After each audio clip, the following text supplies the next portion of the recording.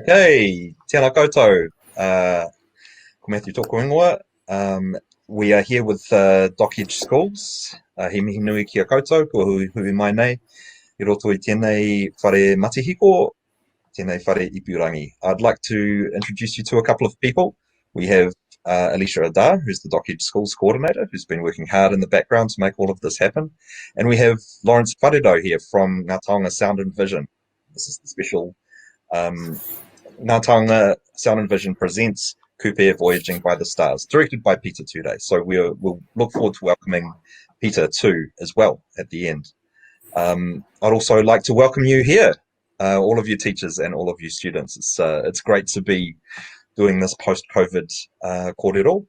We'd like to welcome Kelvin Normal, Charles Bisley, as well as other members of Ngā Taonga. And if you're from another school who's chosen to join us here, please feel welcome to put your questions in your chat and a hi, how are you, in the chat box at the top of the chat.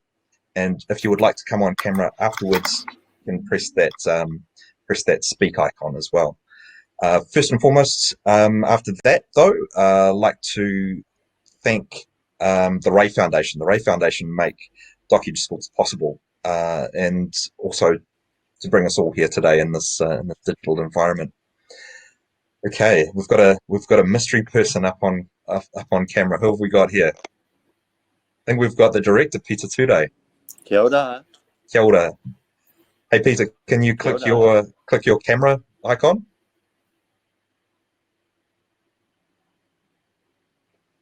There you are. Ka pai. Okay, well, hey, kia ora, Charles. Good to see you. Kelvin, thank you for joining us. It's good to have you all here. I was just saying, I don't know if you caught my intro, but we'd love for you to get all of the students' questions. So by the end of the film, you can ask questions on their behalf in the chat, or if you want to come up on camera, you can press this speak icon at the end of the session. For the moment, though, I'd love to throw it over to Lawrence, who will give us our mihi whakatau to this special presentation of Kupe Voyaging by the Stars. Ko te mea tuatai tēnei mihi kawana ki a koe kara Matt mo tō mihi mai ki a mātou, tautoko hi anau ngā mihi ko miha. Te mea tuatai tēnei mihi kawana ki a tātou katoa e rarau mai nei ki roto i tēnei rima ai purangi. Ki te tautoko tēnei aurei paki pūmeka a Doc Edge me te hōtaka a Kupe Voyaging by the Stars. Ko te mea tuatahi he ana hau ki te karangātu ki te mihi atu ki rātou ko wehe atu ki te pō. Kia koe pāpā hek, pāpā mau, we te hi o ngā mema o te wako o te aurere, rātou ko hinga mai. Me whakahoki a wairua mai ki wainginui a tātou. Mā koutou ki tuku te koroai, te kākahu tautoko aroha manaki ki te kaupapa nei. He mihi anō ki a koe kara pita, nau tēnei kaupapa I hanga, I tīmata, nau I whakapō te kākano, e re tēnei mihi kawana ki a koe anō ki. Kia ora, my name is Lawrence Wharedo. I'm a curator at Ngā Taonga Sound and Vision, which is New Zealand's audiovisual archive of film, television and radio. For the past few years now, we've been more than proud to partner with Doc Edge and present archival documentary alongside the programs that they have with new material that continues to come through.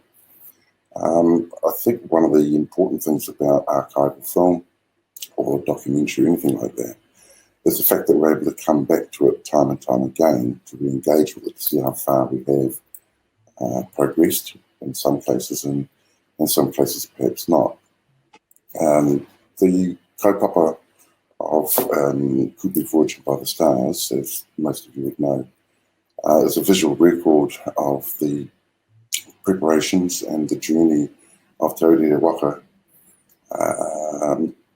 up to the South Pacific Arts Festival in Rarotonga and everything else that went into the seeking of mātauranga from navigators around the Pacific, the selecting of logs, the shaping of the logs and making it into the waka te aurere.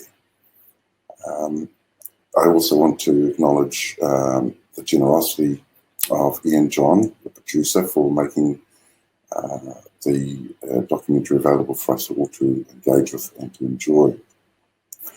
I understand that we should all have a link in the comments box that will take you directly to the documentary.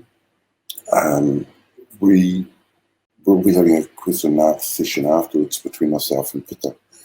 But I'd also want to encourage, as Matt had mentioned, we'd like to encourage students or participants in this particular presentation that if you do have questions, please don't be shy about putting them into the comment box, and we'll pick those up and answer them where and however we can. And to sort of introduce that end of things, Peter and I will have a wee bit of a discussion afterwards about some of the points that come through on the doco.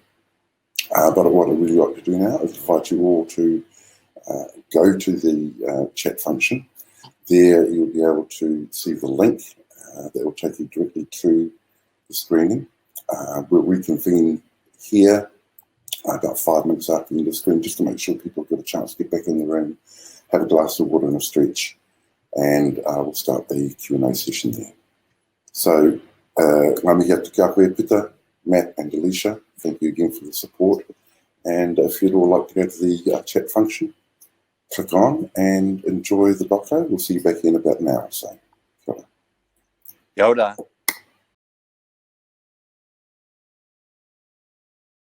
Kia ora tātou. I understand we're all back in the room now. We can begin the conversation with the director of Kupe Forging by the Stars, Peter Ture. First of all, Peter, I'm, as a program maker myself, I've always felt compelled for some reason to cover a story. What was it with this story that compelled you to create this visual record of the journey of Te Aurere? Well, I've been involved with other waka projects before this, which had given me some idea and insight into the notion of reinvesting ourselves with tangaroa. We've been under the mantle of Tāne Mahuta for hundreds of years. And so just that idea of going back out onto the ocean, retracing not only the footprints of our ancestors, but the reinvesting ourselves with the cognizance of celestial wayfinding and what that might mean. And I didn't know what it would mean at the start of it. And it's a journey that's still continuing across the Pacific with many different people. So I was compelled to explore that without really having the depth of knowledge I might have now. I was, like everybody else in those days, a beginner, a freshie, keen to explore something new but ancient. It obviously took some time for you. First of all, you need to create your relationship with Hector and other people who are involved in the journey of Te Aurere. Imagine it's not weeks or months where you go from a tree that's standing in the forest to it plying the seas. How long, and what period of time was the shoot? Well, that's a phenomenal thing. It was only a year and a bit. It wasn't much more than a year from those trees coming down to the arrival in Rarotonga and Ngā Tangiia. And that's all I really knew at the start. I wanted to start with the tree coming down. I wanted to see the process of turning that into a waka. And I wanted the final shot to be in Ngā Tangiia and Rarotonga when the vessel arrived there. So that's all I kind of started with, really, and the rest was discovery. And that's a phenomenally short amount of time to get a tree in its raw state finished on the water. And as Paul Lanol had said in there, getting the waka on the water is only one part of it. That's only the beginning. Then there's all the sea trials, and there's the bonding, and there's the learning along the way. How how much time did you spend with the crew as they're going through all the training and the learning? Not enough, I'd say. I wish I'd spent a lot more, but I had young children at that time. So, you know, with looking after kids and such, it was a 5.5 hour drive up there. And so I worked out if I left at, I don't know, 2 o'clock in the morning, I'd get there for breakfast. I'd shoot all day. And then I'd head home, you know, after sunset or later if we were doing some observations. And so sometimes I'd do that once a week. Sometimes I'd do that once every couple of weeks, depending on how things were going. And I didn't spend as much time with the crew as the crew spent with the crew. And the other thing is, when you're behind a camera, the camera is between you and your subject. And so you don't get the same kind of bonding that you might get if you were just there to learn.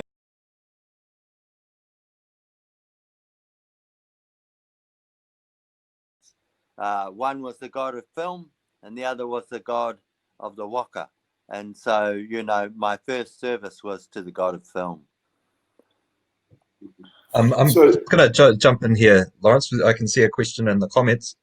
We have Diane wondering how long it took to make the film, and if you had a chance to do it again, what would you do differently? Oh, okay. It took, it didn't take much longer than maybe 18 months to make the film, because once we got that final shot in Rarotonga, then it was just in the editing room. Actually, that probably took, that would have taken about 4 months in the editing room just to craft the film out of all of the material that we had. And if I had the chance to do it again, the technology is so much better now in terms of what you can take on the water. We took 16mm film camera, which we had to protect from the environment. And so that meant it was quite hard to film during storms and things like that. And, you know, we didn't want to wreck the camera on the first storm and then not be able to film other things that happen. And so we were restrained and constrained in terms of that. And so if I was to do it again, I'd want the waterproof camera gear, the digital gear that we've got today, and you can shoot a lot more. You can get a lot more intimacy on film. You know, only 10 minutes for each roll of film. So you kind of focus to capturing things when you could capture them, and then you put your gear away and, you know, waited for another opportunity if you thought you needed it. And we only had 4 rolls of film on the waka anyway, so we couldn't shoot a lot.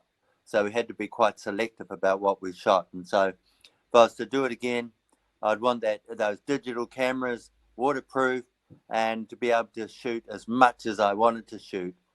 But that's pretty much the only thing that would be different, I think. The ability to shoot stars, which we couldn't shoot, is quite obvious when we tried to. We didn't see much detail, but that's a whole lot better now. So really, I think that's all that strikes me at the moment. The most critical thing which we got, and we got that before we had a budget to make a film, or we even knew we were going to make a film. We knew we wanted to get the trees being felled and the ceremonies associated with the felling of the trees. For me, that was one of the most important places to start. And if we started there, then we were on board. And we were under the mantle of that karakia that started the thing until our feet touched the shores of Rarotonga. Another question coming in. How much, we all know about the shooting ratio, and you've spoken that you only had 40 minutes of film on the actual journey itself. So the shot selection and everything is almost crucial. So how much footage did you shoot in the end, and who is the god of film? So what was the last question? Who is the god of film? Who is the god of film? I think the god of film resides in all of us when we dedicate ourselves to making a film, to telling a story. And so the God of film in all of us is that we humble ourselves to listen to the story that's before our eyes and be sharp enough to perceive it and to capture it. That's the God I'm talking about. In terms of how much footage we shot, I think we probably only shot 20 rolls all up, you know, which is not that much in terms of modern terms. 20 rolls would be 20 by 20 is 400. Probably 8 hours of film all up. Wow, that's incredible. That's incredible use of footage. We've got another question coming in, and particularly from Charles Bisley. The children would like to know how many versions are there of the story of Kupe? How many islands are there in the Pacific? Because in the Pacific, you know, in several islands, it's Tupe. They don't say K, they say T. They say Tupe. And there are different narratives. Their versions of Tupe start from when this young boy who got up to go fishing with his father. And so it starts much earlier. Our versions of Kupe are from, you know, his arrival in Aotearoa and those events and his return back to Hawaii. And so there are many versions of Tupe. There are many versions of Turi. There are many versions of the different navigators because they had different experiences and left different legacies in different islands.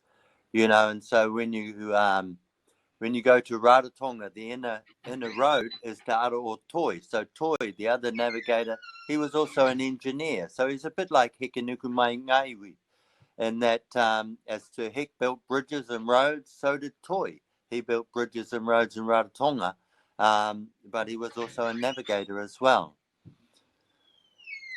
Another question from Charles's class. Does Kupe appear in any other legends? Oh, so many. I don't even know them all. But it's interesting when you listen to them because it's when you listen to them all, or as many as you can, that you start dismantling the layers of misinterpretation that have been put on many of the narratives of Kupe. And so in Aotearoa, where all of our histories are recorded by our colonizers, perceptions get a little bit colonized. And so when we go back to the source and the ancient oral histories throughout the Pacific, we can start discerning, you know, what are our traditions and what are the overlays of other people's perceptions that they've put on it. And the thing about all of our legends, all of our what people call mythologies, they're all anchored in how we passed on our understanding of science to a new generation through oral history. When we didn't write anything down, we had to pass on our knowledge of science through these narratives. And when we look at any of the narratives, any of the stories, any of the legends, we can send those aspects of science that they contain to pass on from generation to generation. And so if we do something like a voyage, things become real again. And so we're not thinking in terms of mythology or legend. It's anchored in our experience with the stars and the ocean and the emptiness of being thousands of miles away from land and understanding how we navigated with knowledge that was only passed on through oral traditions. I'm also intrigued by the idea that you know, and there's a perfect example of it in the documentary, where traditional mātauranga tested modern science and technology to find out that tikanga and tradition actually had the upper hand and proved modern technology to be wrong. Can you just talk us a little bit through how everybody ended up in the storm and some of the choices that were made, first of all, at the beginning of it, but then some of the conversation and choice making that saw them get out of the situation? Okay, the test was this. Did we have the courage to have faith in wayfinding? And the test came when Kiri Kiri Radio made a mistake with its information on what weather was coming. And so the information they gave us contradicted what our traditional navigator, Mo Piailung, was saying. And if we consider, we're sitting on the Waka, we're sailing along, we're sailing straight towards Rarotonga, everything looks hunky-dory, and Mo Piailung says, look, these swells have been here for a few days, but there's another swell coming, and it's coming straight towards us, a little swell. And what that means is there's a big wind that's going to come straight towards us, and it's going to hit us in a day's time. And we need to use this wind that's coming from this other direction, let it take us south, and this big wind will come through. And when that big wind's come through, we'll be able to use this other breeze to bring us back on course. And this was a perfectly sunny day. There was no indication that there would be any storm or anything like that. And of course, with the Waka and the escort boat, which is on the radio to Kiri Kiri Radio, well, their reports were different, and they had no information relating to a storm about to hit us at all. And so it did cause a discussion, and one might even say a little bit of a debate. And Mo Piailung, being the humble man he is, he simply said, oh, it's your Waka. We go whichever way you want to. And so, of course, we stayed straight on course, and we just sailed straight into that storm. And we got a hiding, and we deserved it too. Ha ha. We needed a hiding. We just, we were landlubbers, and we have been for generations. And so I always thought about that. I thought, well, we needed a good hiding, eh? We needed to sort out whether we were up for this or not, whether we could weather it. And by and large, we did, a few knocks and bruises here and there, but by and large, we weathered it. But I believe we needed that. If it had just been plain sailing all of the way, we wouldn't really have deserved it. We really needed to have a good taste of a good storm, some big swells, and a bit of rock and roll on the ocean. Hey, kia ora, Peter. We've got another one from Calvin.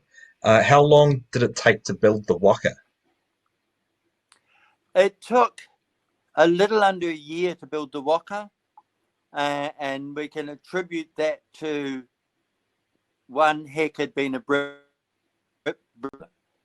bridge builder, and so he had a lot of big machinery, track excavators and such like that. He had the space for it out at Aurere on his ancestral land, and he had built other Waka before that. Matatua 2 in 1990 he'd built, and he'd also worked on the restoration of Ngā Tuki Matawhaurua, which is the big Waka tau up at Waitangi. And so he had a bit of experience with that. He knew what he was doing. There's quite a bit of unemployed up in the north, and he managed to get support for a crew of young people in the north to work on it with him. And so with that, the chainsaws, he modified a barking rod that you put on a chainsaw and turned that into a chainsaw adze that he used on the Waka and things like that. And so there's a little bit of an innovation going on. And he was able to sort of make up rigs for cutting slabs out of the middle of the logs and such like that. And so it was really the culmination of all of those skills that meant he could achieve a build like that in the time he did. Fantastic. Hey, so we are now getting close because we've got another session. We've got a public session at 3:00.